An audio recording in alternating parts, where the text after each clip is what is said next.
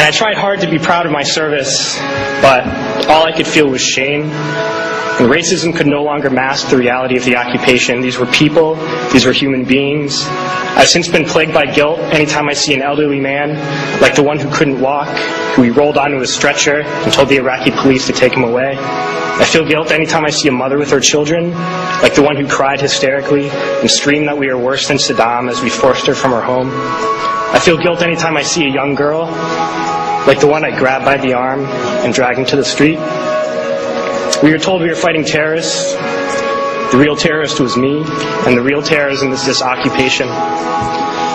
Racism within the military has long been an important tool to justify the destruction and occupation of another country. It has long been used to justify the killing, subjugation, and torture of another people. Racism is a vital weapon employed by this government. It is a more important weapon than a rifle, a tank, a bomber, or a battleship. It is more destructive than an artillery shell, or a bunker buster, or a Tomahawk missile.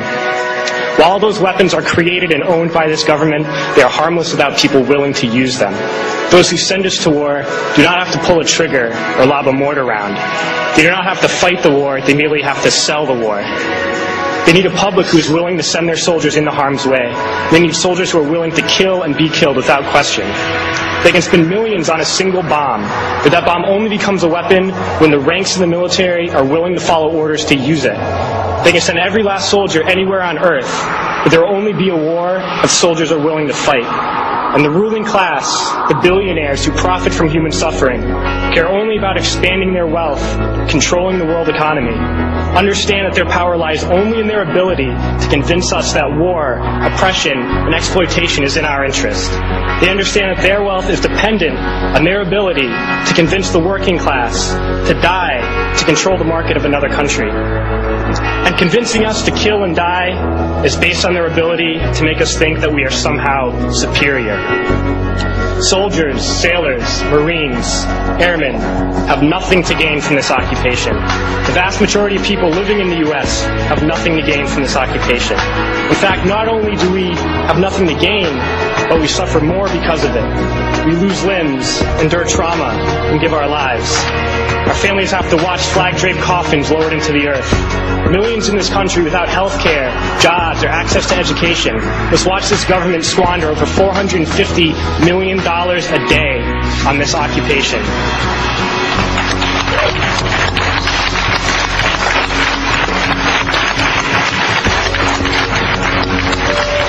Poor and working people in this country are sent to kill poor and working people in another country to make the rich richer.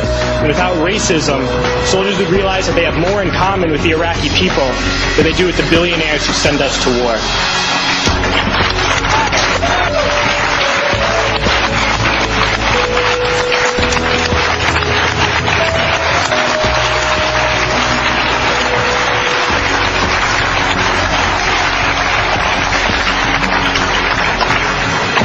I threw families onto the street in Iraq, only to come home and find families thrown onto the street in this country, in this tragic and unnecessary foreclosure crisis.